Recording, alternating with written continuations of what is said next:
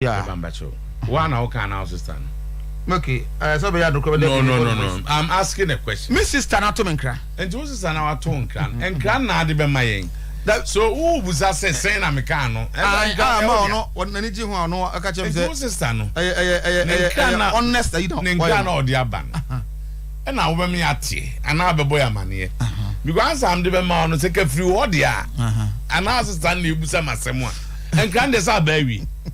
Am I abawi ti fama ye na ye do o say honest admission na ye no say na say o ka say in life o say test sir so dey you dey be see na be say fa na say how e was some na kan na ye no o ka say how na say you dey fa you dey so no say me dey and I'm saying nya me dey na am so oh okay nya nema me dwene ho no bi no na akwa me da na ye me ya oh okay what you say nti o sister no tie pa. Okay, I say okay. Then tell me so true.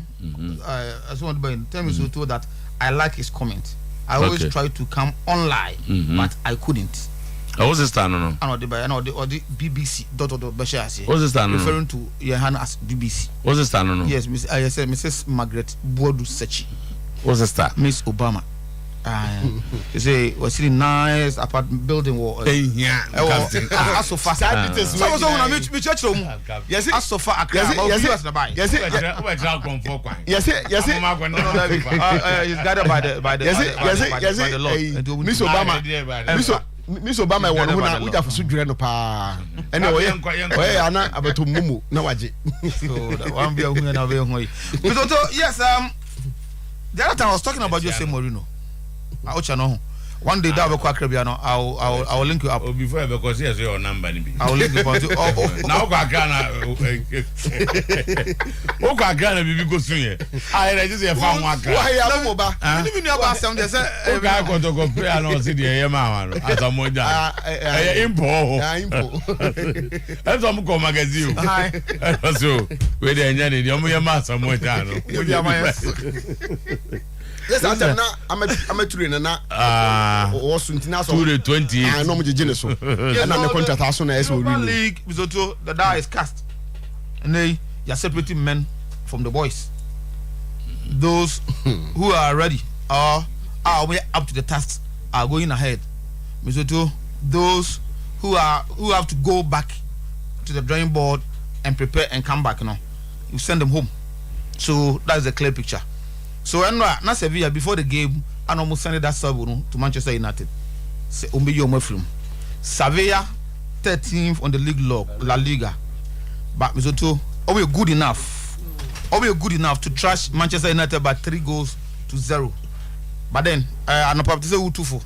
So Manchester United project no it's a first year of a coach. Misoto, so. Yes, but I beg to differ honestly. I'm making my stance. You can't differ. I'm making my stance. These are clear. Facts. Say who started project be it to one day get to a stage and maturity, especially when the signs are not bad. Okay. Until we only differ them. That is so the project be our life cycle. The signs are not bad for Manchester United. Oh yeah. Liverpool are almost 7. The signs are not bad for Manchester United. For a first year go almost 3.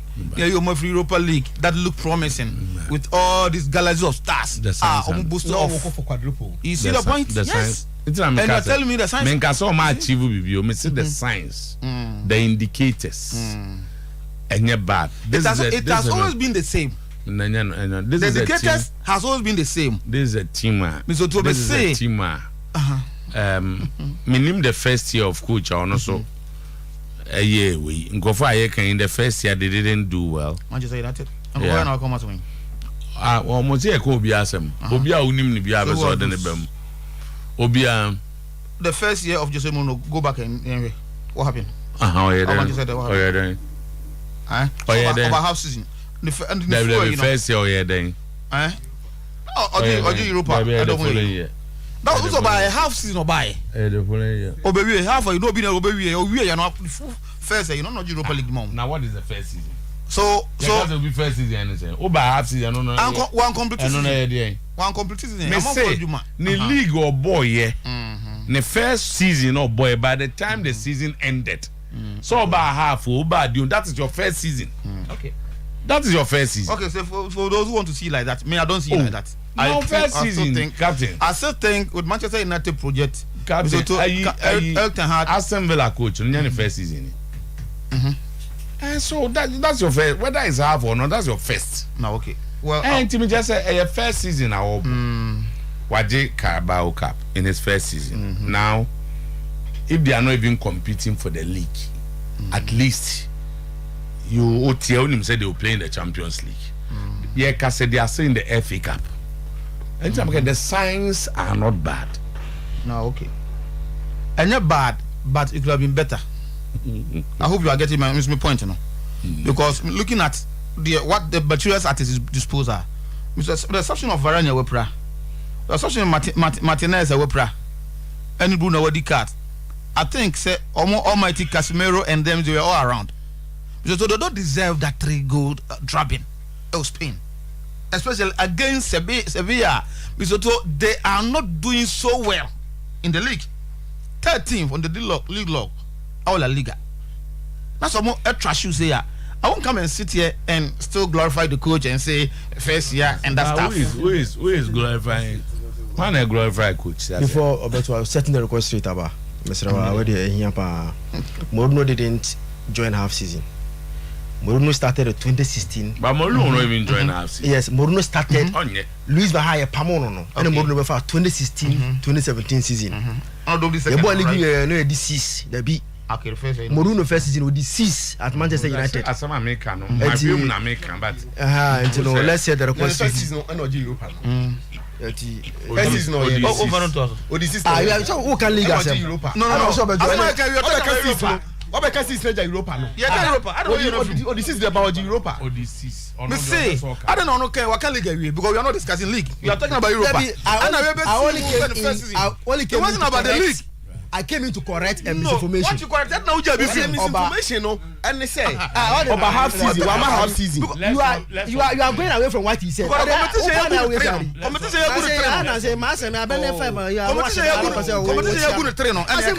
It's not about the league. You're good at 3. One kind of Sevilla. It's not about the league. You're kind of me correcting. Yes, I think maybe I correct this any half. Yes, you too. And about to say Mourinho anye Europa in the first season. Me can say the first season of Europa League and then one comment on Europa League. But so what because the first season no ya anye no antum say waje Europa say na waje so ono wa meka Europa asemo the obeka nyina na say we discussing the league started the season. That's all. Good. Okay. And you correct. You're honest. So the position that and you correct. Make exact me that say. No atoaso. And no position oja. Europa. But position. But we're not discussing so the 6 in the first season. Say no cra no. First season as for Europa and Europa League. Say you are being disingenuous. One Medina is one Europa League. But one can once or decline to comment on him says sanity. We are discussing Europa League. On him so I am good 3. He doesn't have to answer. All the stars at the side. You only came to make correction on half season now, okay? And also Mourinho wama half season. You know you're not the first season OD6. Mechanic position. Okay, was talking about how season in Europa. The science in the air clear. And as the science. It has been the same. From you're correct to say, and you'll be at this because it is the same. Or started season no ABCs. Because you'll be a start here on World Champions League. And let's correct it. To qualify the Champions League, Uska Unya Edo seeing the winner of the that's another argument. And that's don't Europa League, I don't qualify to Champions League. What are you talking about? So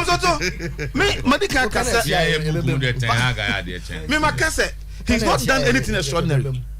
The only thing that people are just making noise about him. We are not making noise.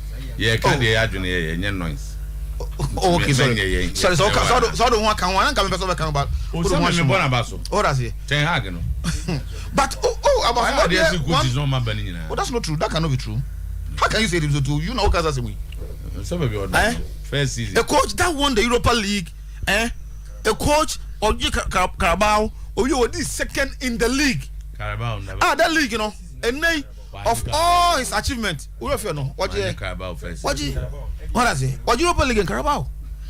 What I say? What this second? I know in his achievement. Misoto. Oh no, now can't have season. Your uncle's achievement our was placing second. Manchester United second in the league log. One of the best achievements. You've never analyzed the situation. Best achievement. What I say? You've never allowed that. What we are analyzing now is that say class now we're free. Free baby. Abraham Musam Sanity. Oh, say na and money be free. Back. Oh, David. So he was tasked to do a certain job. We are now saying, you need to answer. Nyamin Kwanim. Because they say no. Kebo semi-final, Keka Champions League. That is where he belongs. But BBC and then conference wako konka Europa or konka. Meanwhile, Champions League nyaibo. No, but they know. Tiwomwa da ko besa Barcelona. Also the last time I said, what he playing in the Europa League, you know, about Apple, the stakes of Europa League, and then when clubs are playing in the Europa League, I'm so too, and not one will be. So you see Barcelona them playing, and then Manchester United were playing seriously, glorifying in it. Just that they couldn't go far.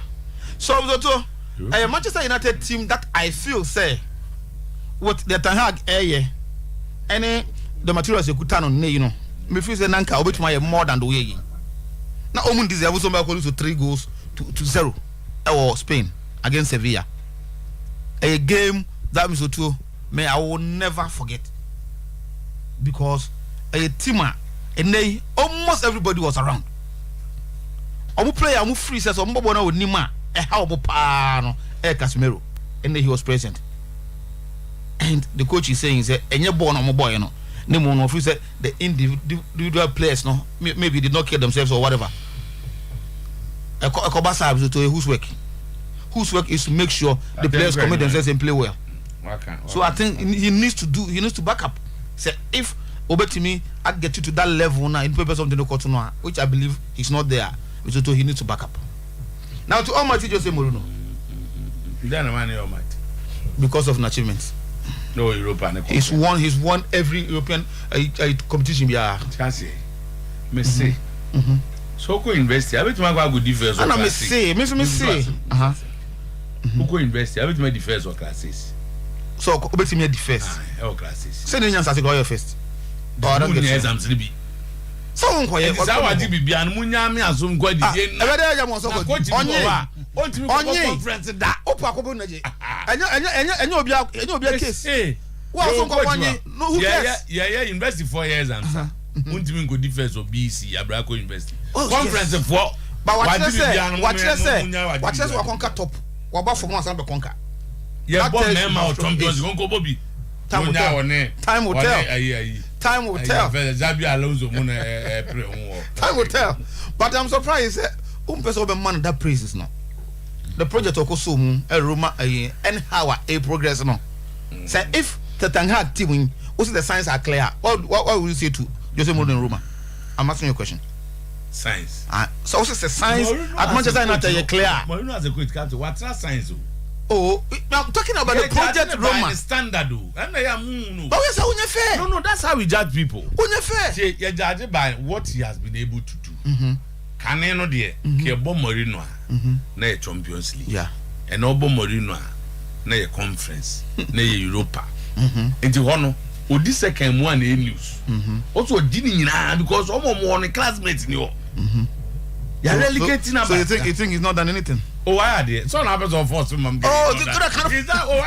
I think I like that mojo no. That team no, the zeal no, and it was against a team in terms of possession they play.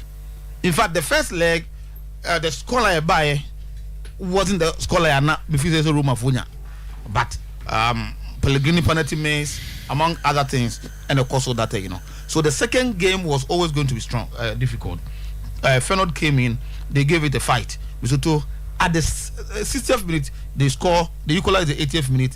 So even getting to the last few minutes of the game, now it looks like Roma was going out. But when you have Jose Mourinho, or one manager, Misoto. Oh, then who introduced Dybala in the game? Even for Dybala to accept to play for Roma at this point in time, no, it was because of somebody. Well, because of somebody. So he gave them that lifeline. But what I like most, they say, time on call, extra time no. That's why room material level. So now they are true to that. So I think they've done very well. And they 30 minutes. And they Wakasache. Now,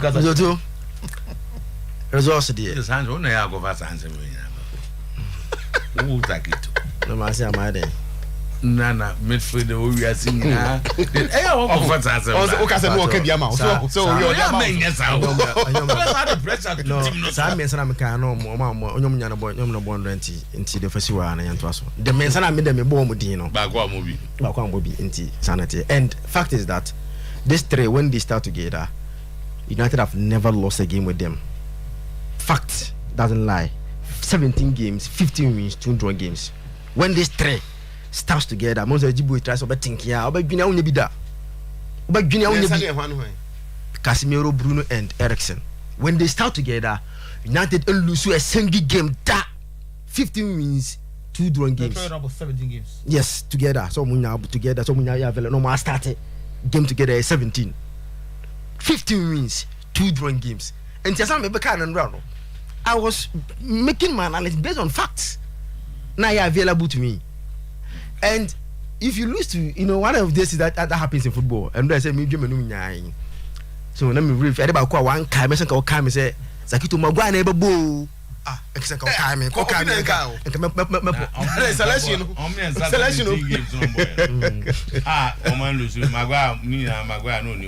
Oh, say to be a what the bench no better be na Lisandro ho no na bobi no cover kakra. So ejanwa ade am so to one ya de pan e say one time me so blame no tamana me dwuma no say Zakito kayo Magua na be bo na kama poso but one you mem so to only me and I've seen people blaming the year for the first pass now. The reason why the only blame is that who say depend all possible amount no Magua he can't handle that situation. But I don't blame you for the pass because so born again my go na Sevilla share na first go na not sure the distance between Begana Magua Gina and the distance now. And at this level, if you cannot deal with that ball at this level, you are not supposed to be playing for Manchester United at this level. It's born again. When my first go na Sevilla share no. Then you look at the distance between Magua and that 2 players now. Na close in the up no. You understand the position why I think that at this stage Magua should not be making such errors. The entire blame the year they say at the same time you will see say a simple ball that you control and turn. But again, this one, me say mame and first goal no. Mame Magua dey no this one born again. Mame Andra dey no Magua dey no first. The first goal na mistake na oye no. Baby I know jira no. Captain, ya ball am just you are controlling to turn on the ball. Yeah. You face go baby. But he decides to do whatever he want to do. Hobo mo na ball na kwaji na panyan ya share first goal. And if you say so a defender of that caliber, boy Manchester United at this level, captain of the team. Now we've been dealing with such situation. Here is a bomb. So to look at the distance between Maguire and those guys. Just 10. Oh, 10. The pass was bad. Now, when the man the pass. Yeah. The pass was bad. The pass was bad. Fine. Now you see, he doesn't have it. And goalkeeper, you should know your players. And I'm say yes. You don't give these passes to Maguire. Yes. There are no options. So. Yes. There's one guy on the right. One Bisaka was there. And I also top say so. Won't you win your name? The entire say fine. But I blame the and say so go win the pana. 3. Then I say I'll blame the year because of pressing. Nipana no the pass the man no. Now one again my Batista no. One said there were 3 players. Yes. One again my Batista me fan cast na tiase. Say Nipana no all man pass. So go hu say say people we man pass us angle way. One again give me the other one. Lisandro Martinez. Look at Lisandro on your screen. WWE different. 3 players. We were enough space. Oh, look at me original. That be person there. Nobody. That be one other pass no be a DM pass no. Na share dey. He was alone. Other pause. He was alone. Alone. Antife. That be nyade ko nyade. No, but look at distance no. Capito. Like where? The difference You Magua dey no. What's over 3 eba? Now Magua dey no so the same thing when man pause. Oda me ba. But just we no watch it. Oda me ba. Born again, my Maguire na pause bi o. Oda man Maguire na pause bi no hwa de. Oda pause, tell me the year man ba so. Where do you turn left and right? Pause here. Ah, look at the space. When one say no. Time I'm born buy and then go for number. Aha, and I'm say but time I pass the ball, look at the space. And compared to Martinez there no. We had more space than Martinez. We had more space. But born again say, oh man, Betis there now. The difference is that Martinez no. Oh man is a pass we be look at it. He will deal with this simple cra. Oh, na some go as the only pass the man ball money. But mistake back that situation no. Man just said the only man pass. Oh, there's a situation. A place be over. I'm sure it's a situation. Maybe Varane can't deal with it. And you center back Biana or that art of playing from the back comfortable like that. So therefore the blame is the goalkeeper. And we can into Honum no. You blame the here say a Maguire and no man is a pass no. And the goal came and it was so now Maguire only option be than way the me defender keeper remember me blame so much no. Now only option be than to do the Oyerepa because now right now I'm Mizaga. Oh what the best way to defend it? Manchester now as a club. Manchester now as a club. Manchester now as a club no. They have a very bad goalkeeper. But to save ball back bad goalkeeper na team. Based on we better say we different from the Maguire. When it is ingenuity. How Manchester United want to play. We expect and the ball na no way he can take and the ball na keepers, coaches now move full so body from the back now. They need goalkeepers or be comfortable on the ball. Jackie Tomi enko ye chini enko he de enre si wo Pejuano. When the year was pressed, so Oscani Aranda, so Oscani Aranda, and a good goalkeeper with his footer, he won't pass the ball to Maguire. But again, but why the fault is from here. It is said mistakes, no. Ebia you will not quantify it. By go now, Moshe, no. That was first goal. That was the downfall of Manchester United. Oh yes, and that was a bad decision from the goalkeeper. And Maguire. It's fine. Maguire. You expecting Maguire to control the ball and beat players like Bruno Fernandes or now Rashford. But that is not Maguire. When you know him. Etina Mizutoka said, so you're goalkeeper, your back four. You should know their strength. And so when we say me passable man Zakito the strength ni. You bet media yini. Man passable man you bet media yini. A two pa member example. Manchester City for goalkeeper. Edison Moraes. Omane Bayern recently. Bo bina ayi press Kingsley Coman. Press na Tanaki. Or pass it to John Stones. And I'm going to press John Stones. And John Stones return the ball back to the goalkeeper. Akenya space, but he realized, say, Ake first touch a problem. Still, I try to find John Stones instead of Ake because when he said what John Stones were, he will protect the ball better than Ake. I no goalkeeper never pressure me to so.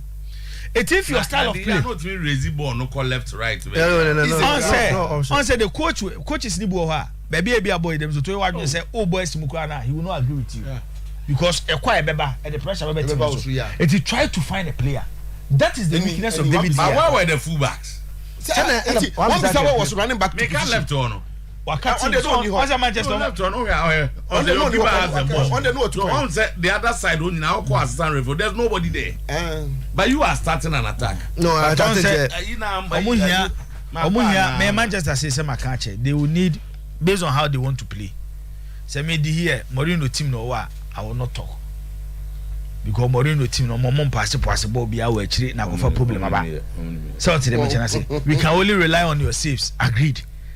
But say Ten Hag new coach, Pep Guardiola new coach, and your goalkeeper need David here.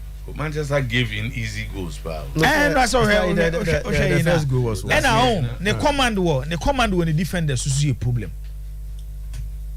because Manchester United very carefully. The way United see concede chances now. And I'm say, a dear message na goalkeeper and the only players in so mobile. And the kind of spaces a defender senior. It won't necessarily shout to them. But anytime be a create chance against Manchester United no. Who say a chance a Honda 3 midfielders no Massa. Oh, 17 15. I think the first goal, the time I buy no. And what we need stadium ni bia no.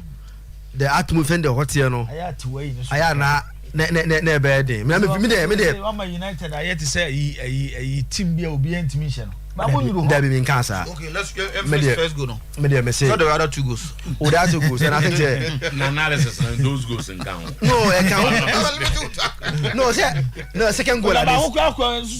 Second goal at this year.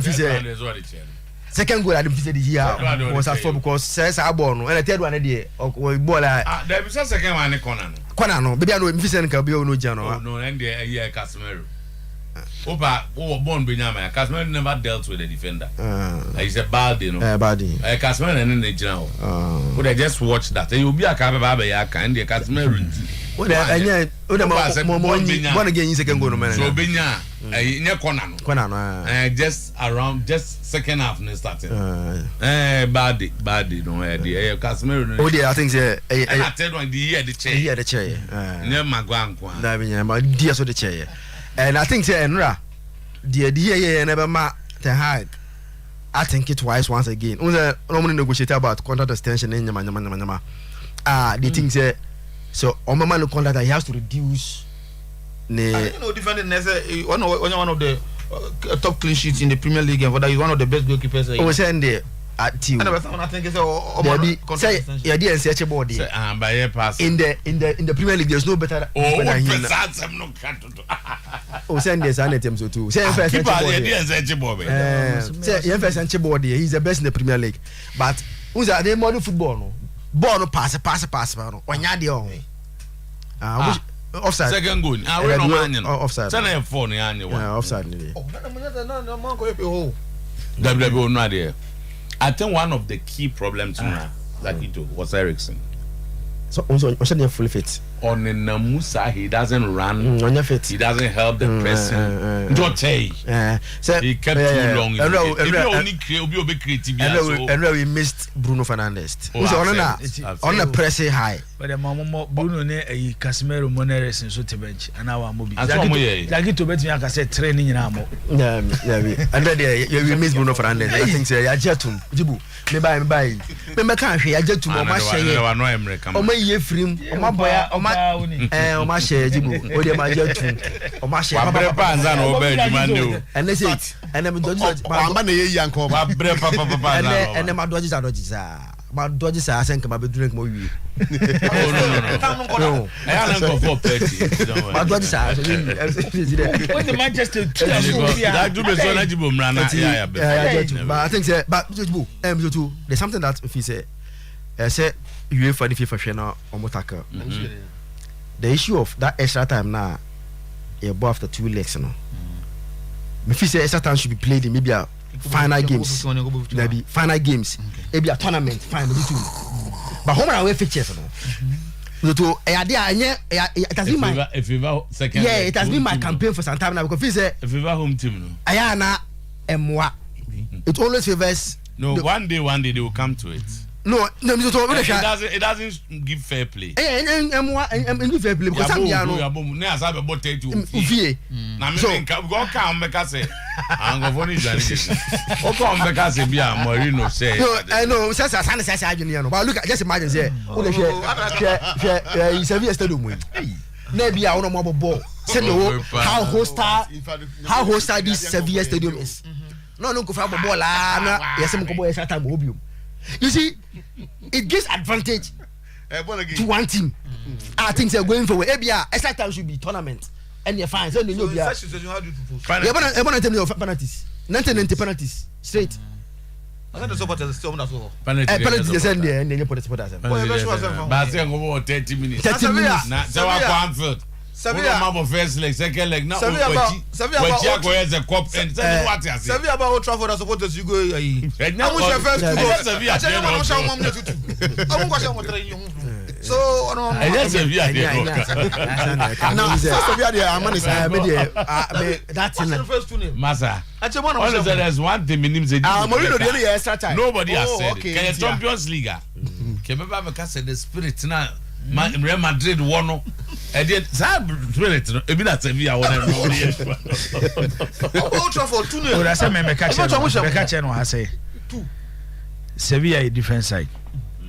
And some of the players within the team, which is a Rakitic. Rakitic is an experienced player in the Of game. course. No, yes, but Unse, Zoto, different. Yes, as our first one can be another senior man, also a senior year, but they are both experienced. they are both Baku Simbako. Baku Simbako. How are they? And no, no, Oh, Baku have dominated European football for about 6 seasons. How? Then you are comparing Rakitic to him. he's back into his element. That position now, no, or no, just in a better show. The experience. Who's the first one who can be engaging you when they are two? Asama okay. Honestly, a senior man who experience, but you inform compare. Na Sevilla striker na. Or say 2 goals. Morocco. First leg was one man start. Yeah. Oba later crowd. Yeah. Coach no call suspect. And that's you know. And where they said they are near the Champions League one come. You the Champions League one come. I can't the spirit of the competition. Morocco keep on that. That's a VM. Bono. You catch Champions League as my can spirit of the competition. So you can also not throw away how Europa for Sevilla as a football club. Omonim competition able. And then young one said they are the most successful side when it comes to the Europa Cup competition. It's me now me catch Zaki to say Timbo ho bet me akọ bass film. To say Liverpool, maybe at the current Liverpool. So too. Bet me aga say Liverpool team no many players. Untimi ka so many players. So what the mention say, but they having a bad season.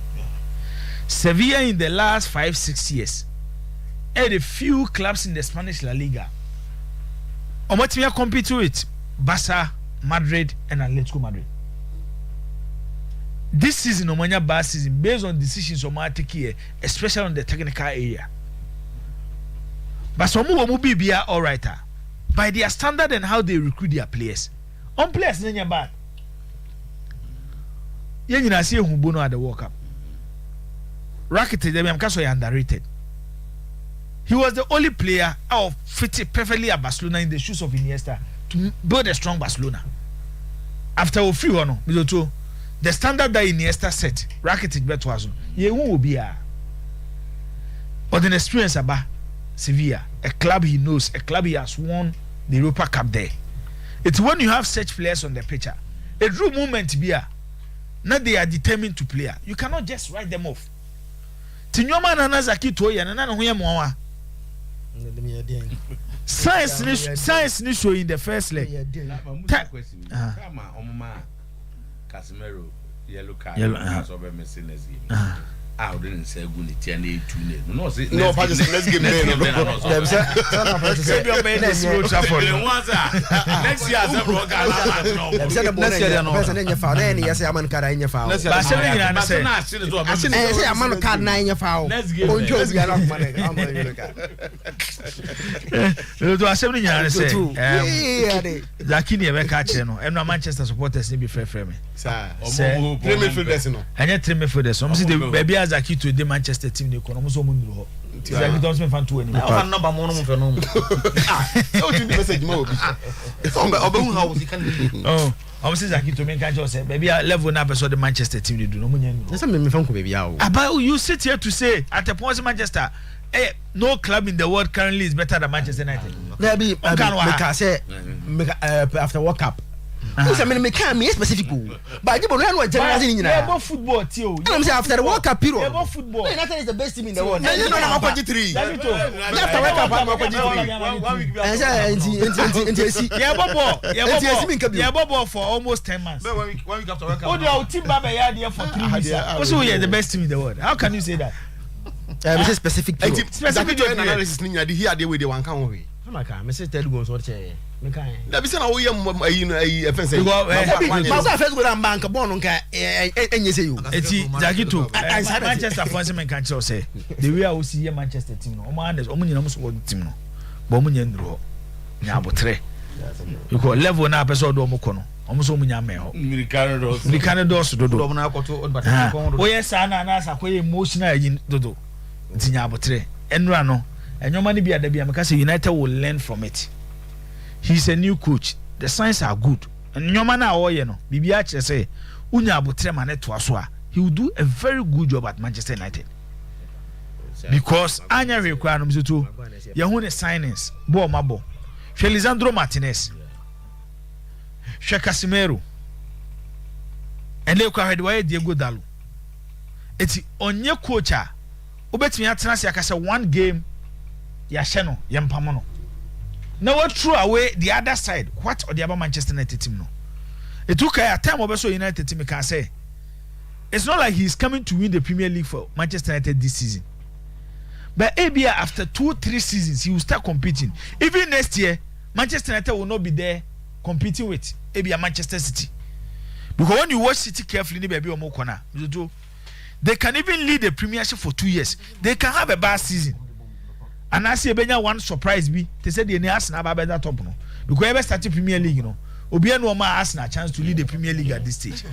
It is that. Your best was saying about say. Your Baba Morino Abaso. I'm so too.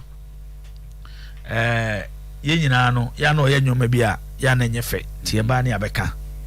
Se ne nyoma bia wo ye no, nyefe. Na edu me bi so ananya atwom kakra bam. Ne aba beka. Eno he did something. Say believe in the influence of supporters. A change resource. Eno Morino ye was Stadio Olimpico. Time I gave him a call extra time no. So too. He was not coaching his players. He was rather coaching the supporters. A crumb so the pressure at to fail no team so. Nenyomana o yeni nyina no. There is something Mourinho ya recently other coaches bar room moment not on the pitch, off the pitch. We increase the stadium attendance of Roma as a football club.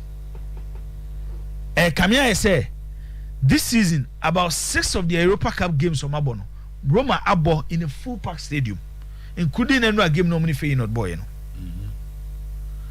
Enra Roma team no, there are 2 key players. Tammy Abraham. So when they ask for goal scorer, Tammy Abraham and Paulo Dybala. Or Resti Dybala because no Russo be risky Dybala. Whilst Oya deal with Europa no, then this actually the Italian Serie A. Because the battle for top 4 na yehu. On Monday, Obo against Atlanta.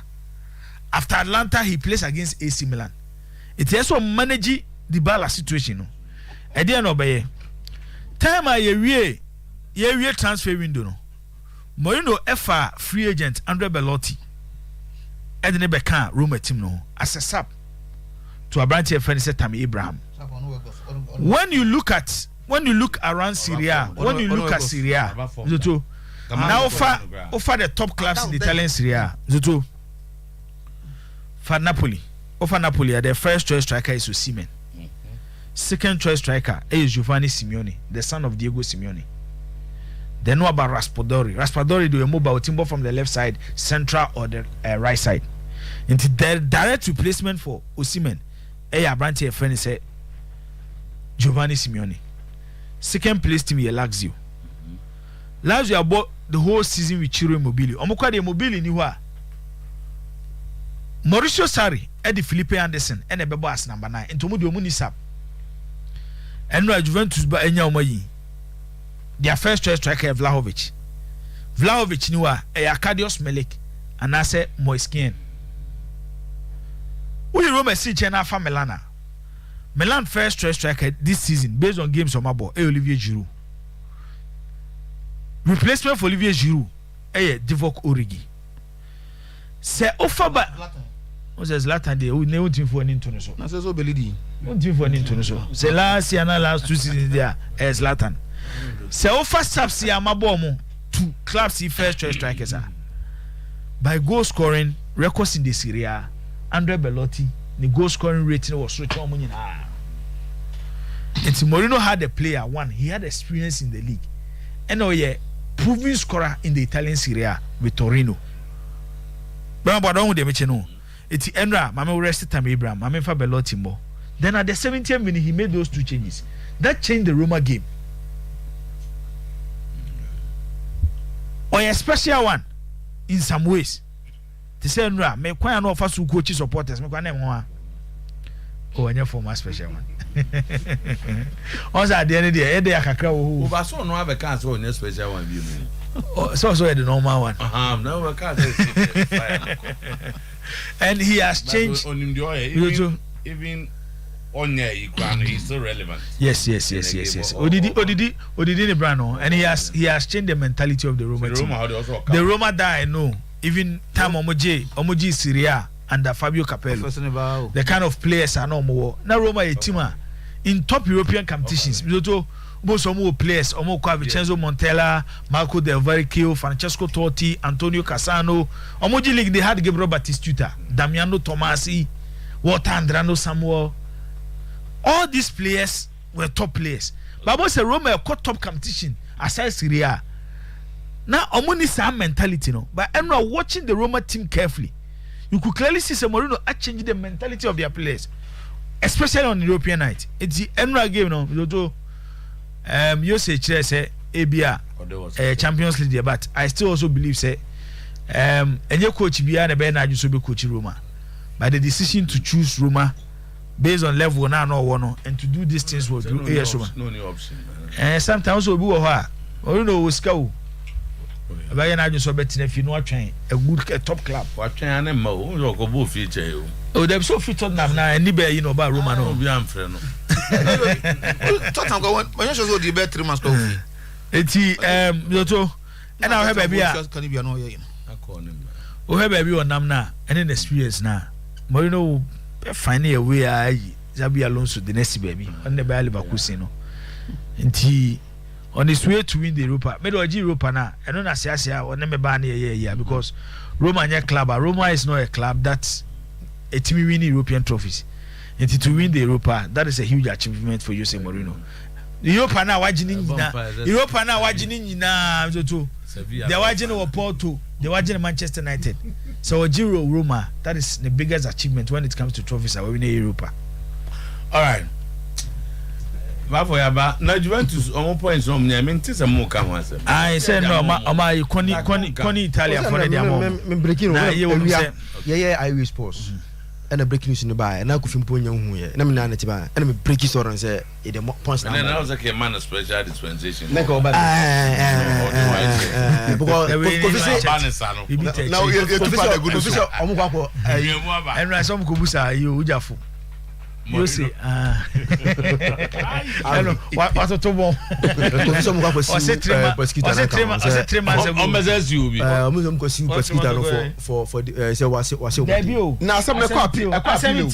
The issue was when the first court sit on the issue, their request was FIGC deducting 9 points from Juventus points. Then the FIGC the first court no 15. So they appealed against the 15. Against the 15. The 15, yeah. And they said the FIGC is going back. So but the issue here is time burn on better so. And next month, you know. Which why you know near league away. It's your league away. No go by 9 points now. The 9 points will start affecting Juventus next season. Not this season. Okay. Edia league near one. Edia league near one. I'm not some days. It's no one said that yeah, EBS how. But the Italian clubs are making me who and back players no in the Italian league almost force. Yeah. Almost force. I say we need a mo captain. No more pon word on for one. Bavo engo. Tawa enra now oh my coach Kwesi Apia. And I was say na say bi pa mate pa won tie dey emo da be na school meeting course no. I think they have been meeting. No, the last one. Last one I think Nancy. I don't hear fan. Now one say asem o. David is here. Oh. Meaning say na hwem Urajo Ajamakoma bufu meeting as anya asem. I don't say. Na asem. Oh, say every president describe Kotoko as a club of more supporters here bunch of indisciplines. Hey, how are you? Oh, meeting. At the school meeting. And they have to step in for the FA president to apologize. Yes, but this is damning. No, but this is damning. And I will not doubt you. It is damning. I heard George Amakuziku, especially Wabodi Pradia. Okay. Wabodi India. It is damning. If the FA president assassin we are enough. Oh, The audience say me by grow onyi nyina mu It's a say. bunch of indisciplined people. And 2% me doubt Dibuana. Yes, we friend to Especially when he has mentioned personalities like. No more discuss it. Club football and the issues affecting our football. Then the Kotoko issue came up. Okay. And now, so don't mind them. Bunch of indisciplined people. I refer to management. People are supporting. No, see, I can't be able to Team be a team. So even on our own to the supporters cry is still damning. So we supporters we board on it. No, there, ABR say you can find out. You can find out. Oh, you can find out. No, but where they run my. Who didn't tell us who run? Maybe I can't. Because what you are Kudin, Zikodin, Sankofu, a 3 term. Maybe can't last year tone and a bem. Oh, inside. It happened at the meeting and. Ora George Amakun Zico forced the FA president to apologize. Is it Sky FC so? Oma lose 2 points. Some more away. Sir. 6 points. And then 3 goes to nations. This a nation have a top in the table no. Case what was the case? Oh, sorry, unqualified identity issue. Oh, but if the player any unqualified player there, what happened there? Now there should have been a determination. It's about some free IT guy. No about it. And according to the IT guy, as a time one player unable, now or register for only 1 club. Okay. But Prosper, the office of the General Secretary, from what I'm hearing, also by testify say no. Because amnesty be almost sicky. Before the player could have done that register, it was not done from the General Secretary's office. And therefore the player was not qualified to play for Sky then. So for registering for an unqualified player no, they have deducted 6 points from Sky. And nations have been credited with 3 points. So that was included. How many nations in the Sky? I'm going to acquire a piece. I'm going to acquire a piece. So nations have benefited. Maybe it's a good thing. I feel now catch him. And I'm at here. But say, and some of the Okano. Oh, nations. Son and Branicha, which I will not doubt you. Yeah. There is because I want to be for unqualified player. Which is wrong. In fact, according to Ebu Kwabo whom not training your machine nation was on the corner shares can go. Ebu Mabem. According to the spokesperson for nations, you know, who is your friend, remember Nidiama or say Sagana Basom say cast from Beko, Omuya appeal. Skyphone. And that they will move. Say, yeah, they have been hard done by. But nation, there's some trauma. Protest, yeah. And then they. But the nation guys were very sure. Yes. Said they will win this. But the explanation now, what they might say, General Secretary Hono, a bit a crowd. Let me do this if I'm allowed to. Musa Basa, you take time and then try and get other sides. Okay. Nation from the Sky. Okay. I'm gonna say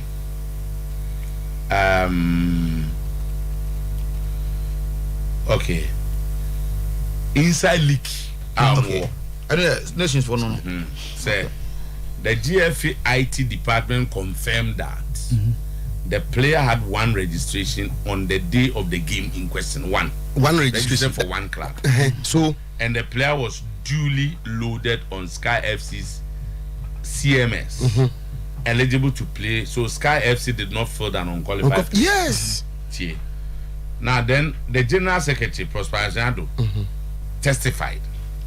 I not say Sky FC did not apply for amnesty for the player properly through the GS's office, the office of the General Secretary. On the day GFA IT department merged the 2 data of the player, the amnesty window was closed. So it was an illegality.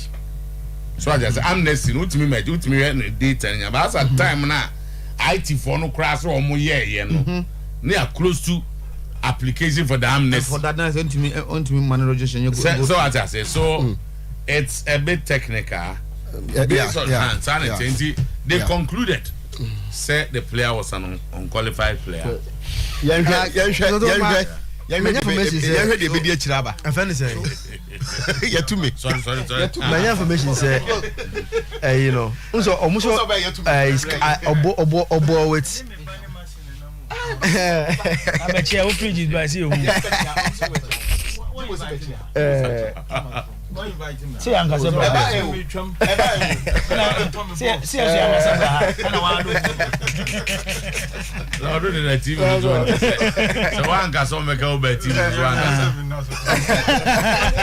oh, can we make a canako? So, I say, all by against Enzima Kotoko. Now a different name. All by against offenders. Okay. I'm getting the pictures. Me no. Now tell us what you heard. Yes. All by against Enzima Kotoko. You shoot different name. We see BB men's BBB. But all by against Sky no. Na dinye Egan something Egan. Yes. Enti by any Victor Men's. This is a name that all the boy against Enzima Kotoko. But all by against Sky, no. The name was against Nations. So the Nations, you know. Egan Victor Jr. And Egan Victor Jr. 18 years. And Men's Victor no 21 years.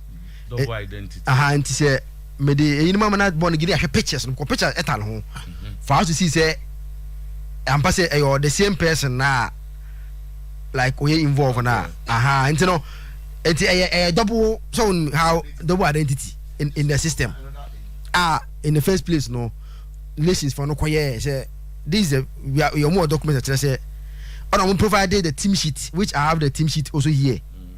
Abra omo the ball this is a team sheet. Okay. So everything is from Sky for honestly omo on between to there. Yeah. So that puts Nation in a good set. Change of name and date of birth. Player no. Was it the issue? It's an American no. And born again me the double identity.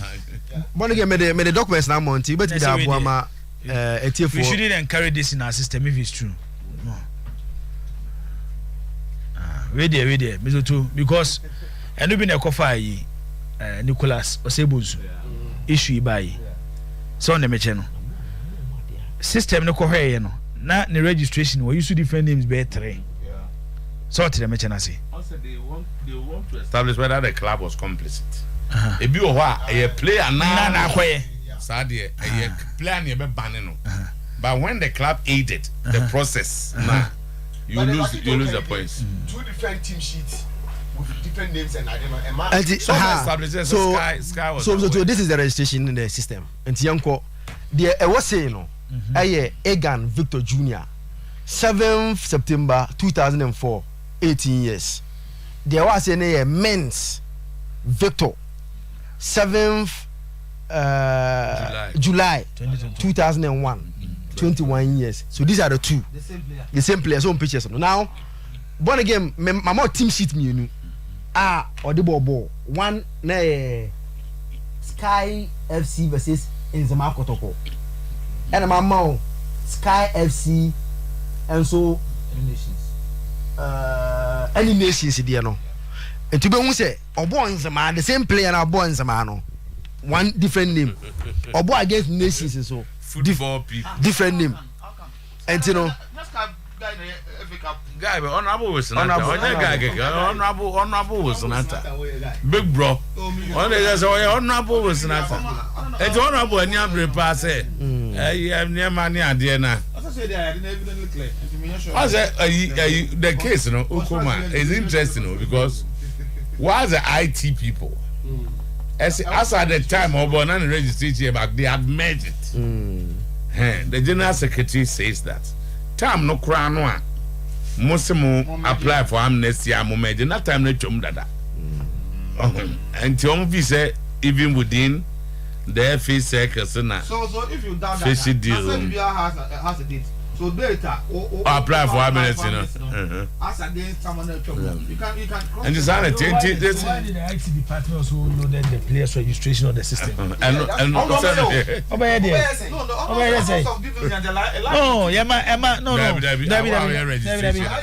Right, say if you find something fishy there, you have to make sure you don't put it on the system. You reject it. Yes.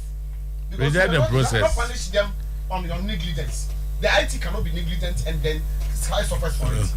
Who's that? Sky argument and they say now the ball was in the system. So they taking the initiative to cancel everything now. My registration I1 until for them they think say go through the due process. I say to merge and make the boy just one person in the system. So my argument now the IT also brings evidence that say ampa my pass through process now merge boy and have one in the system.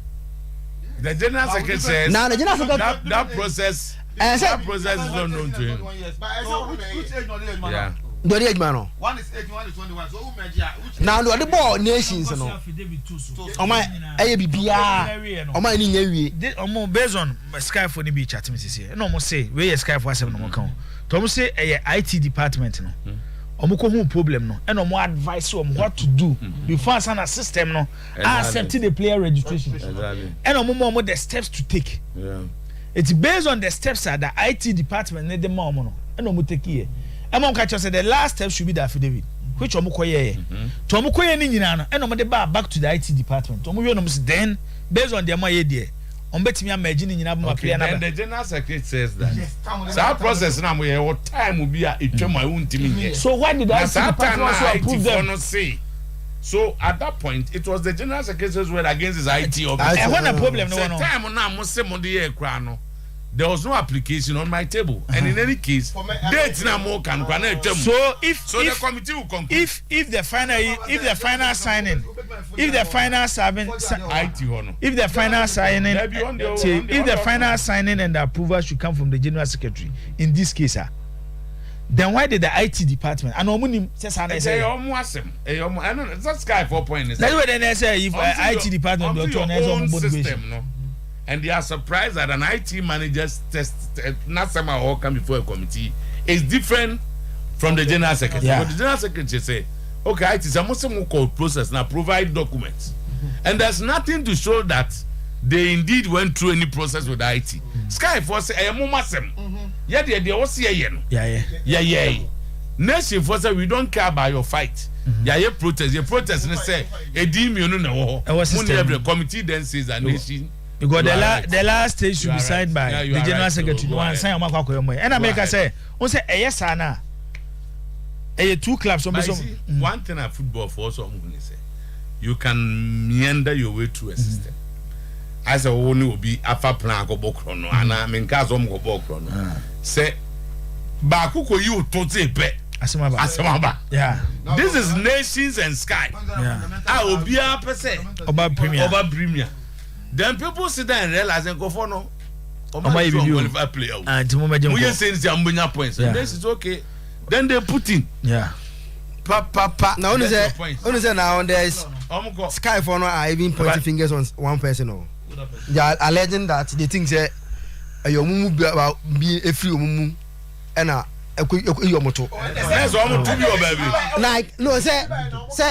whether a yellow grow no some say you based on what seminar can say no maybe I word the man you see here but on my argument and say this issue now I'm free come solve no they are suspecting one of them are free me. Honorable, I know it's the moment you suspect somebody, the moment I'm suspect you be next at the end of my no namu fu say me man no they agree say boy no there was a problem but they think say they've solved it ah ma fa true the right problem no mo ko solve boy obi catch mo ko hwem na asem bi ba o ma ko solve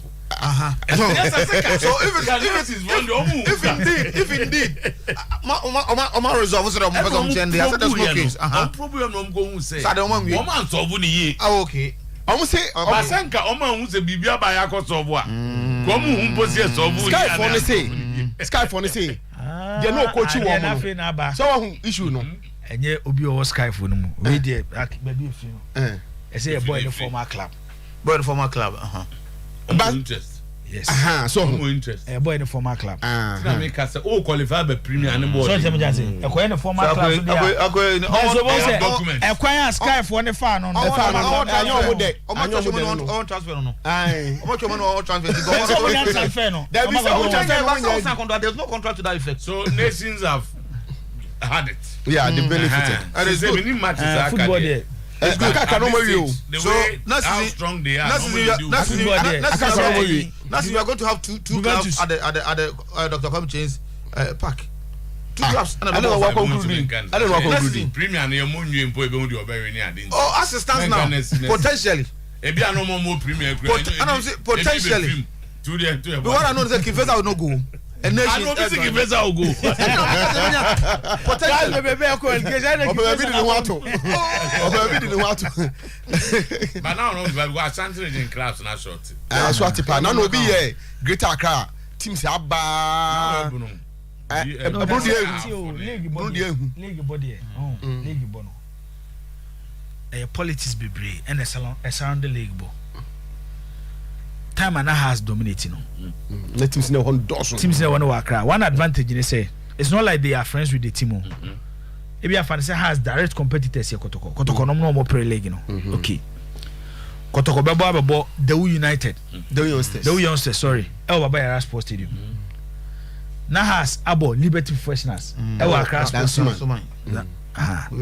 Kotoko next game on bebo Premier League no Kotoko na RTU e wa Tamale has any Gapua e wa Tema onko baby so na meche no eti players nemre te say wo de no Division League dey money 3 days cost yes eti what they had time and has dominated league in Pano. That was one advantage for them. Because Gapoa, if you the youngsters, I mean around time and also dominated league. No, what they had teams are now we closer to Ashanti region. Kumapem, Cornerstones. So all the match no. It's league bonano all over the world. Too. Sign your man. Advantage. I know can I can't share the name.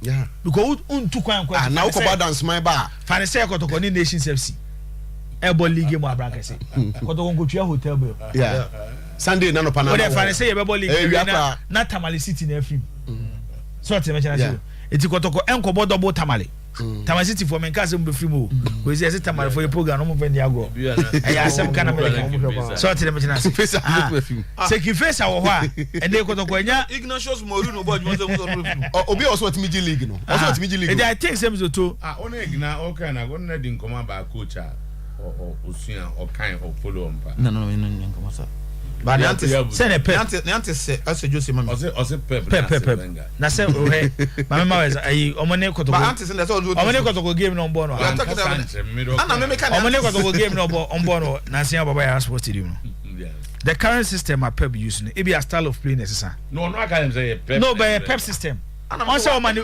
fullback no am for you know what you want to say go for them say Oyewe the same people no omu body Morino so try to Oyebia so it means system no born that omani fullbacks no e be shame fifi no more about Crado Kotoko method no boy inverted back wing they said the Guardiola did John Stones last season no the João Cancelo they say ye on say make another sem I'm a year sati on say a club started so you should not yes because maybe and qualities now Morino na hu ye obeso Oyebi player o attack o ni mbo say na waja me adwetwe ni ase ne sanya man I don't know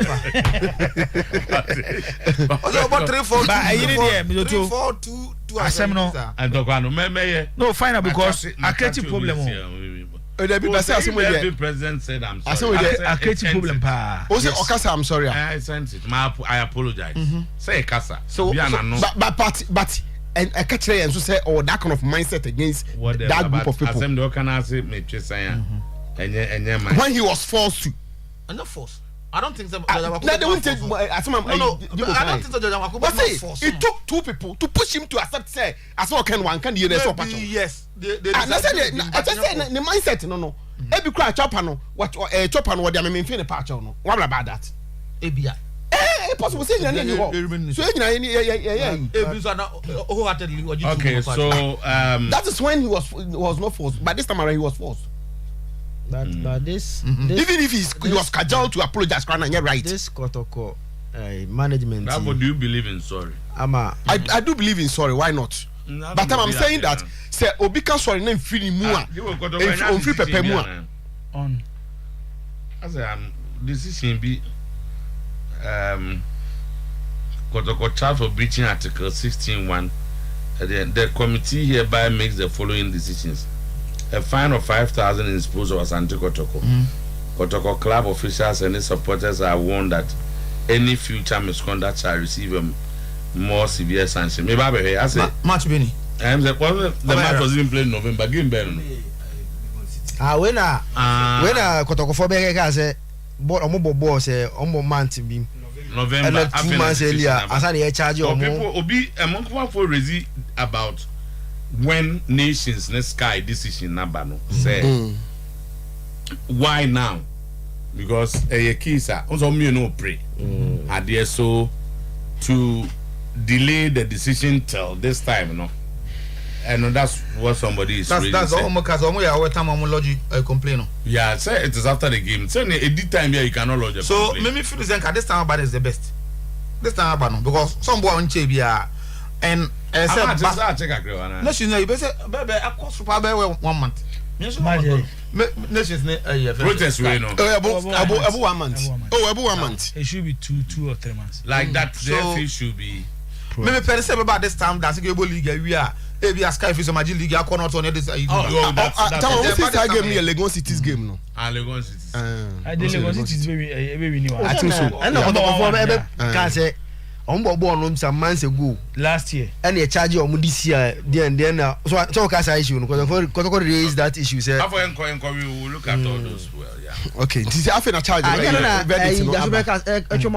are not being unfair what say and that's better to crata be am say crata out of the legal remit nana say be amramu no time na twemu a omutimi charge justice delay this justice delay okay me person nya understanding no protest by you take the decision early a bad time be nyensun so e foforo bi okay Matthias here tama nti say na make no coach Kwesiapia ene ye nua di nkomo na am say producers na put something together and I love it or see the CEO is the one that employs a coach. I cannot go beyond him to talk to anyone about coaching the club. I've been in Kotoko for a long time, and anytime my help is needed, my emphasis here, I will avail myself. I spoke to some people in the team some 2 months ago, underlying here. But I have not spoken to anyone about the job recently. So, you see, Nadabi, it confirms everything I have said here. I don't know. It confirms everything that I have said here. That indeed the coach spoke to the CEO. That indeed the coach placed some certain conditions on the table. I will not work on you. How can you? That the Nina Nesu. Oh, that's it. 80%. That's it. Subsequently, you move on. I'm crying somebody. Mekasa okasa. Mekasa okasa time abembe ka che o say. Asem na wo kana ya asem o makam na twam dadada. Da bibi fufuro bi ani animu. Da bi. No so ba 80%. Me beka me 80% ni sa no me 85% me tum. Me beka ni nyina no. Me beka say na obekuma se kra ni sa no man nyina. E na tamase o ye na check say tamase woni coach kra kasa. Coach jutu mu say ampa one is you on the Kasai. Thank you. And the answer the only thing as and I'm actually me Baba was oh me quite a further checks no. Coach Baba Kotoko crowd one maybe next season. And also me Baba can you. There be no can no answer no me Baba can be. And also me Baba can also so. Tama so and it's already the producers here. Indeed the coach spoke to the CEO. Indeed he placed down some certain conditions. Probably the conditions were not met. And no na ema anka the coming no enti me amaso. Debbie saying and your conditions no man share.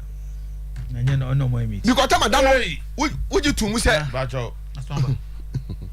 the conditions are not footballing conditions. And your football. Oh, but it doesn't matter. But there were conditions. It doesn't matter. But there were conditions. They are not met. Mr. Probably they were not met. Probably. There. Oma Abobo Mdini Bako. And I catch say either Kwesiapia the CEO. One of them I will not dispute. One of them say yes, they had discussion. Conditions, no. Them related to football. But there were conditions. So the conditions were not met. Yeah, I'm saying that probably they were not met. Say your football in Krana, say he placed down some conditions. No. Or catch almost say omuntu huanamo. Yeah. Into a catch munko tu huanamo. Munye wenyu asana maba. So to the mechanus munye wenyu asana maba. Into ebia ye tehane ya ye kase. Ebi omuguso how would you know? Which means that next year no bet maba. But that's what we are can say next year no bet maba. Footballing conditions. Any footballing conditions. Now we pro se brabe ya djuma on kan. Na sisters one ne ma no. Omo beso mbekọ akotena nkan. Intimu de munko hu me wife mutime convince no. That is not radio conditions. Hey, Tama. No. A family, a personal. I family, but I don't know the football conditions. If you guys munya play away, mommy, and now that is football. Okay. But if it's any other thing apart from football, your friend, there are times who boy you more baby. Now you need to make us say, crow with their maintenance. And why a Juman Okano Gacha would you marry? You both ya, move ya, send you both ya. So you go crying, you don't sound the come Mr. Kwako, who said, and then Safari Bessa 1 week. Big men are in town. LED, they are creating. And they are in Kumasi and at the venue as we are talking. But the body is in Kumasi. Yes. You know. Many Wakanda. Yeah. Nana John is sugar. Yes. South Africa. And they are didn't know what you guys so. That's the propose. Nabio, none of them go to hotel. That's fine. I'm hotel. That's fine. Bafo receive body no airport making sure say he's personally here Grisashi nominee all the other people say allegation we are too so okay bia mimu ano sugar ya bank ana supported job guy yes hotel for your on na Grisashi on ya bonyu that lunch no I was there. You na some more blasters nyame they the pano Grisashi nyame yemi o Ghana blasters okay say no British council yeah na we go to Osaja Moto this guy dey fine ego onancha komoda o onancha komoda so na yame there yeah na masa hotel no was supposed to be at least a friend say Masa asimina wo kanu 3 star depend why you can let's assemble Tama obi ni why you can assemble una make assemble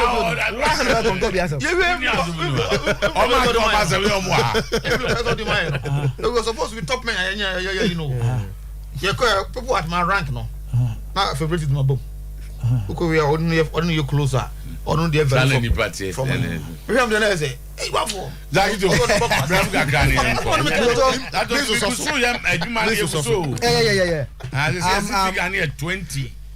29 million Ghana cedis. I'm also getting the breakdown of year by year revenue generated by the CEO. Now I'm really saying me a lot of course okay after that maybe break it down the appointment letter they appointed this board no we'll be breaking it breaking it down I'm breaking it down. Breaking it down. And the Mama Biatias, Mobia, maybe a local free. So, And the baby of Mabadu. And Mobia say, I will say, if you ain't report to Fum Pono. But based on Katana, mentioned about Montenegro, said there was an interim report. Anna, Amobio Sokotoko was in the bad state. Yes, based on the appointment letter. No, Okaya. The interim report now, the man mentioned or more appointed board nature said Kotoko was in the bad state. Kotoko was run poorly, financially bad. It was not in accordance with corporate governance. And again, professional expertise was zero. And I disagree. You are talking about facts and you are talking about your opinion. No, we are dealing disagree with with the letter. That the Letter Ben. so if Kotoko that was written by the chief of staff. But from Asia. Wasn't that? Because you can only disagree with the Zakito but the content of the letter there you can't disagree. Carefully, because I don't think that Kotoko you may not know because the management they free you may not know know appointing was a board chairman. So we are message yesterday there was a reason and they explained in the letter. No, why he was appointed. Why he was appointed. You just know the letter. He's talking about a letter which was written by Mensia. And the letter no ekawum. And I'm not sure you know the state of Kotoko more than Mensia. Yes. Maybe if he say, maybe I'm not Zakito Nyagre and Ranami and say, it be a bit more conclusive to do. Say, because Yen Rani be professionally. And no imagine him say on car say it was run unprofessionally. But up your game. Zakito Nya convinced say, and no argument now. So you can disagree with his analysis of maybe the letter. But who need the capacity to disagree? I don't have. The man met me conclude this in the same to who said letter no first paragraph no am I aware say Sabo you know they are blending them because they are from here and a recommendation after investigation now stated their background. Yes, prof yeah no and our recommendation say they should form this board like Omafomono and Nay. And from the investigation that the prof committee that I don't want to recommend it. Say board now from form. We say based on what we've seen from our small investigation that we've done. And you know, in that investigation, no, until you can't let her now. I thought I conclude say it's just now there wasn't corporate dynamism and integrity because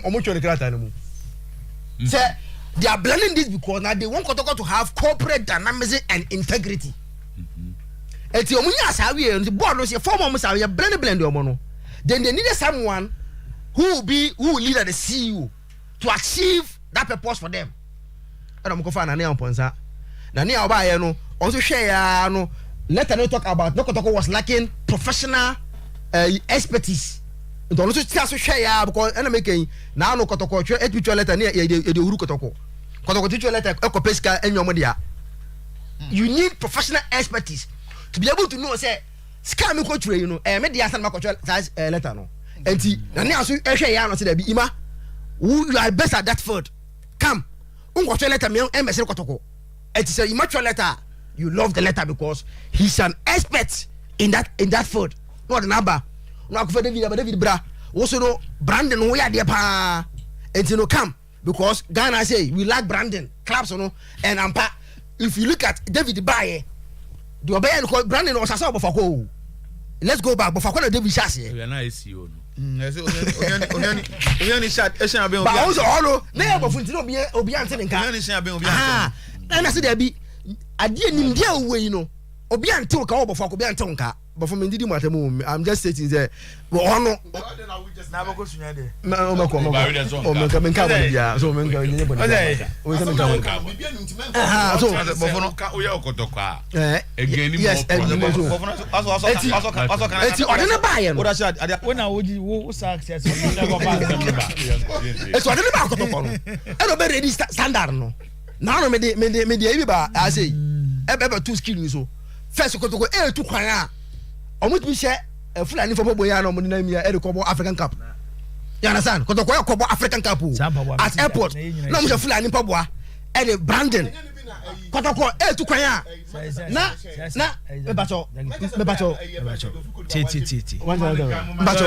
mbacho beba oyesa o insult you nyina ya be medidi watemesero ubet me ahye ne ofie be papa me share the life there be but not na busa o say entutomo rate ma ahye de di esimanity na wo de ehye we eno na Bruno Fernandes o hye there be because say United etu kwan a they are properly dressed say me etu kwan a anya who personal life who personal life they fine but when a team is traveling they have to travel in a way properly dressed me do akoto so no se chelote na eton wo echira ya bi no not at airport e de kotoko etu kwan but today kotoko etu kwan a you see proper branding we a professional expertise eti no ejuma na be ye no ene de ekoso no me say uye o figures ni we are I've said it and I'll repeat it. Me na makaka since I'm minute me sha se hu kotoko ye wo me nshia hospital